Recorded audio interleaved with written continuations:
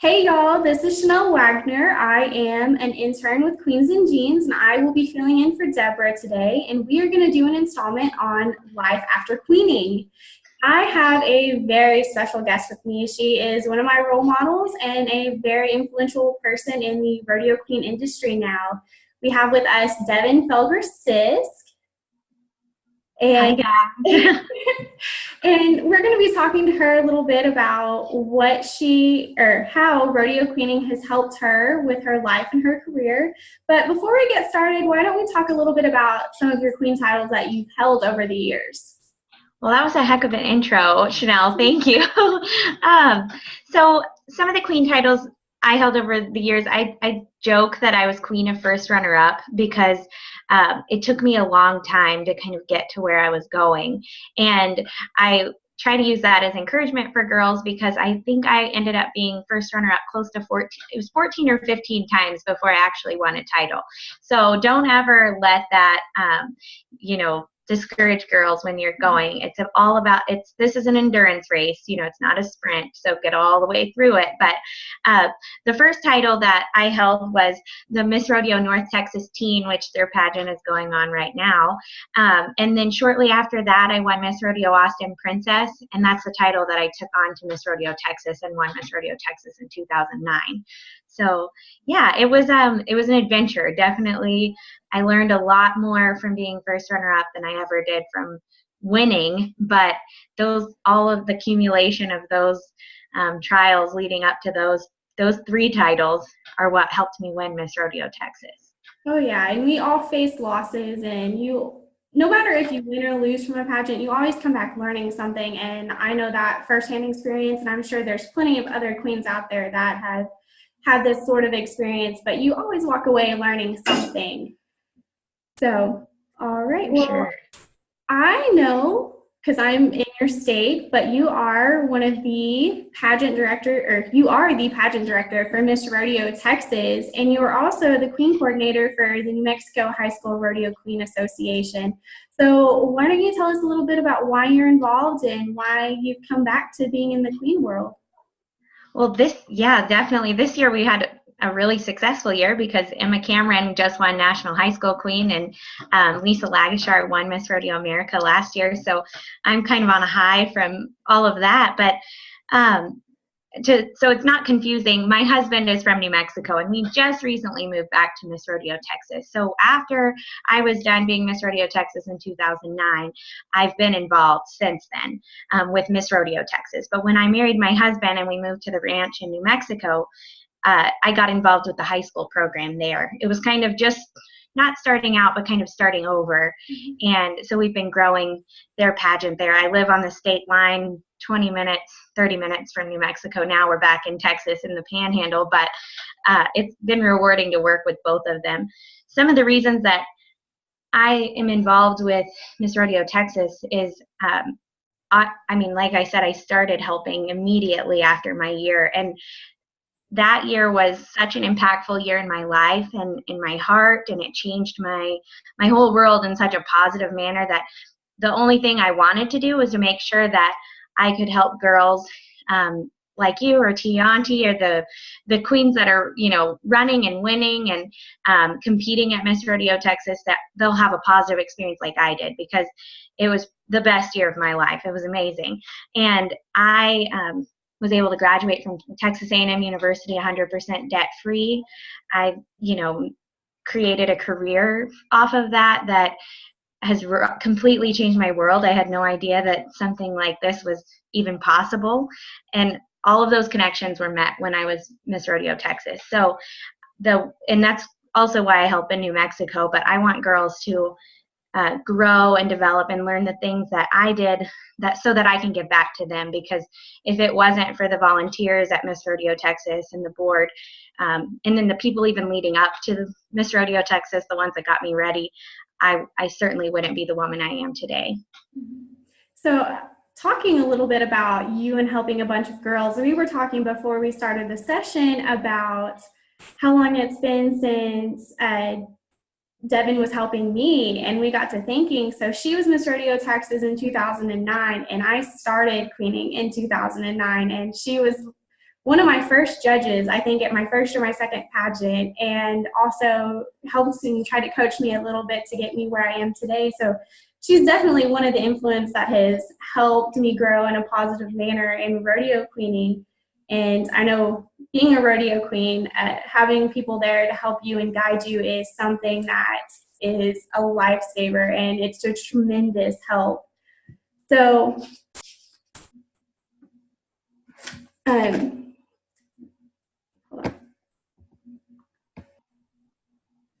all right, so we're going to go in and talk about what you learned while holding some titles, like some special skills or anything like that.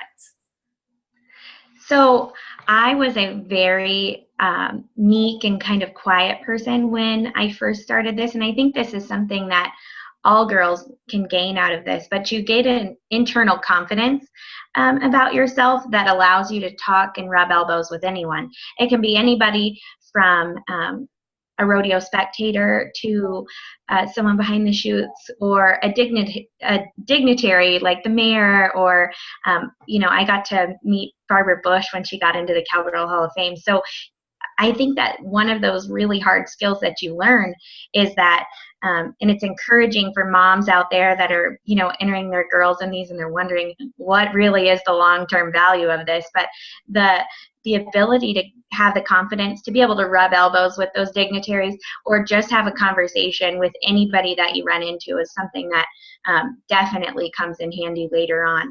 Another thing that I learned was, I haven't done one of these interviews in a long time, but after you do so many intensive interviews after queening, you're almost prepared for anything.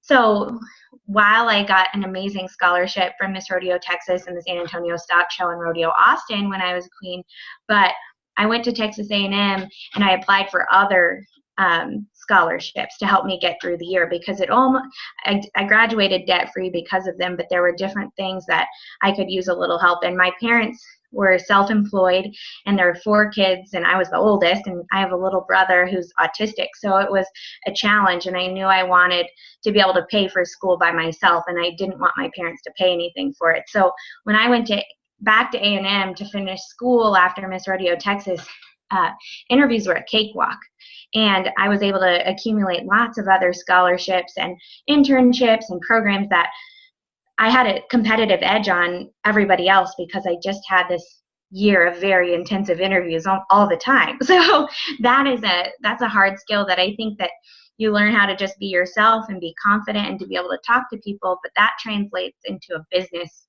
side of things too. So from a hard skills, I think those are very important. But again, I also learned that every person you meet it can be impactful in your life, and it's important to be kind to them.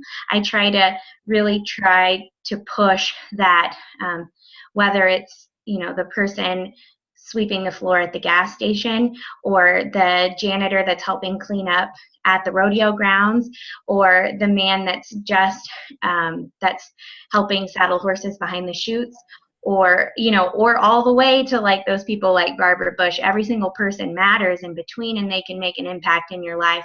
And so I learned how to appreciate people on a different level that I didn't really know about before. So for all you girls that are either at a local title or at a state or national title, I hope that you take the time to visit with those people, whether it, like we said, behind the chutes, somebody that's saddling horses, or even just the man that's taking out the trash at the rodeo. All of those people can make a really positive influence in your life, and you really don't know what kind of influence you're going to make on them. So try to make sure it's a positive one with kindness, and you want to have a warmth about you. But I learned how to appreciate people in a completely different way than I had before when I was Miss Rodeo Texas. So those, I think those are just 3 kind of hard skills that come to my mind when I think about skills that I picked up that year. Yeah, and I'm just like you. When I started rodeo queening, I was the shyest person. I'm sure you could attest to that. I could not get up in front of people and talk. So everything has come a long ways. But also talking about people that you meet along the way. You never know who you're going to meet, who's going to be able to open doors for a career or a job opportunity. Just anybody that you meet along the rodeo road, or even outside of the rodeo queen life, just in everyday life, anybody can be influential, open doors, and have an influence on your life. Just it's amazing how to go back and see like who all helped influence you and do all of that. So I know with your business aspect, you own your own business, Devin SIsk Photography. So why don't you tell us a little bit about that and how rodeo cleaning might have helped you with your business? Yes, so I actually watched an interview of me that popped up on my newsfeed from when I was Miss Rodeo Texas. And when I was Miss Rodeo Texas and going back to school, I was dead set on going to law school. And I was pre-law. That's what I was doing. And while there's definitely a place for law school and attorneys and people in lobbying, that's a lot of times you're working with really hard situations of hard times in people's lives. And so I was taking photography courses as an elective just to kind of balance out my law classes because they were tough. And I ended up loving them. And probably despite what my parents wanted and what I originally thought I needed to do was I went ahead and I switched. And so now I get to work with people on usually the best day of their life instead of the hardest time of their life. And so my business, I never thought that it was something possible. A lot of people want to be photographers nowadays, and there's certainly nothing wrong with that. But in school, the dean really liked my work, and so in Texas A&M it's near Houston in College Station. Wedding photographers are very expensive. And so there were students that were graduating that couldn't afford, a fortune for a wedding photographer. So they sent them my way. And so that's how I was able to pay my entry fees to go to the rodeos on the weekends. But so that's kind of where it all started. At a place. Oh, what happened? I don't know. I can hear you. Can you hear me? Okay, yeah, we're good now. I don't know what it was, but I don't know. It said something funny about the internet on one of our ends, but I'm sitting next to the router and it says it's strong. So I don't know. I don't know. I don't know where I stopped though. Did you pause it? no, it. Oh, Okay. I don't know, but we'll just roll back with it. So I just knew in my heart that I still wanted to be a part of the agriculture and rodeo industry. And it's definitely difficult to brand, weddings on one side and rodeo and livestock on another. But I think wherever your heart is something that you can do. It's just a matter of putting the time into it. So I shoot a lot of weddings still. I love weddings. I get to spend the best day ever with a couple, hopefully the one that they'll remember and love for the rest of their life and put it on pictures. And then I also do several stock shows, a large. There you go. So shooting stock shows is something that I get to work with, kids in agriculture and rodeos. I love, I shoot some contract work with Jennings Rodeo Photography. So we get to go to Las Vegas and shoot the World Series of Team Roping. We shoot the Texas High School Finals, the USTRC Finals. So there's, those are super exciting. But my personal end because of Miss Rodeo Texas, so many of the people that I met that year definitely plays a huge role in the success of my business. I had no idea that, and I certainly thought that my pride of being an attorney would take over than being a photographer. But I had no idea that something so something that started just kind of as a passion, and when I changed it in school and I was like, okay, we're going to go full-fledged, my husband was actually the one that's kind of took my pride and said, hey, you're really good at this. Like this, you love this way more than you love your law classes. This is, let's go where your heart is. Mm-hmm. And so when we did that, we jumped full-fledged and jumped both feet in the water and went forward. And now I've got a staff of close to 10 or 15 people, depending on the time of year. So that is amazing. And we get to travel and work with kids in agriculture and spend the wedding days of the couples that I get to meet their best day ever with them on the weekend. So it's a really neat job, and it's fun to put your passion into a job as well. That's good. And I know looking at all of your pictures on Facebook, they turn out fabulous, and doing all of the photo shoots with our Miss Rodeo Texas royalty. Thank They you. look amazing.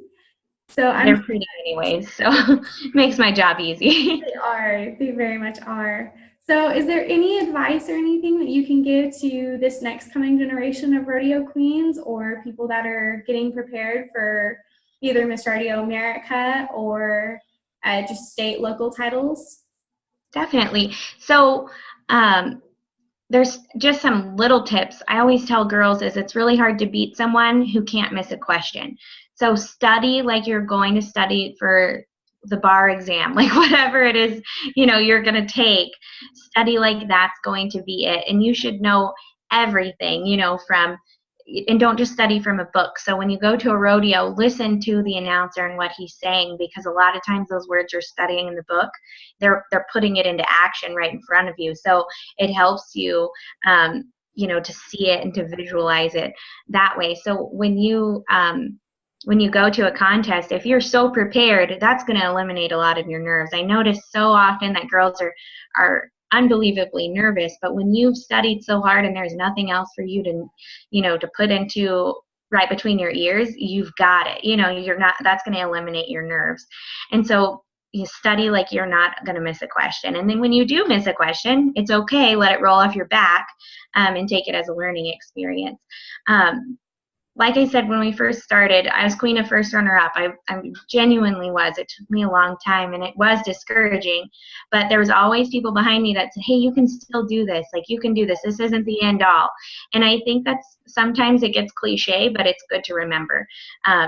Lots of girls compete for their state titles 3-4 times, and there's nothing wrong with that. If that means you go home next time, I ran for Miss Rodeo Austin 4 times. It took me 4 years. And the first year, and I'll be transparent and open, but I wore a broomstick skirt and a little Manuel jacket because I had no idea what I was getting into. And the next year, I'd got my first leather dress, and I thought, sweet, I've got it. Well, I ended up 3rd that year, and they only take 2 girls. And then the next year, it was kind of a similar thing, but I had grown a lot. I'd, really worked on my horsemanship. And studied, but I fell short again and ended up 3rd. So, the 4th time, it took me 4 times to get in there. And there's nothing wrong with being humble and going, when you leave a pageant, it's okay to be heartbroken, but it's not okay to stay that way. You go home, you wipe your tears, and you get to work. And that's how, that's the best thing I can tell you. It's easy a lot of times to blame it on the judges or the committee when really, like, it's just something you got to go home and work on. It's nothing personal. It's, the judges' opinions, but there's always something you can work on and improve. And so don't be so prideful that it's easy to blame it on something else and that you're going to go do something better. Know that there is something you can work on. I try to learn something every day, even now. I mean, even when I was Miss Rodeo Texas, I wanted to learn something every single day, and I still am like that. I probably drive my husband crazy because I ask a million questions, but I think that your knowledge is power, and if you can make yourself a better person and a kinder person and a better queen, then if you didn't win, that's okay. Just go home and get better, go to work. And that's just kind of the main thing I like to tell girls, because I think in this day and age, it's easy to get discouraged, but don't let that get to you, and go home and get to work. Yes, and I mean, I can attest with you on Miss Rodeo Austin. I'm like you, I tried several times, and it wasn't until this year I finally got Princess. So I guess you could say I'm kind of following in your footsteps. Hey, that's good. That's good. You just keep going. Yes. Hopefully soon Miss Rodeo Texas, but we'll see when that will happen. And then as far as just, wow. Oh, wow. So it was so great talking with you today, Devin, and catching up. It's been a while since we've had an opportunity to talk just in a little close environment and not in a stressful situation like at Miss Rodeo, Texas. But it was great having you with us today, and we look forward to seeing all the great, wonderful things that you do with your pageant director and photography life. And we will catch everybody later on the next installment of Life After Queening. Thanks so much, Chanel. Bye, everyone. Bye.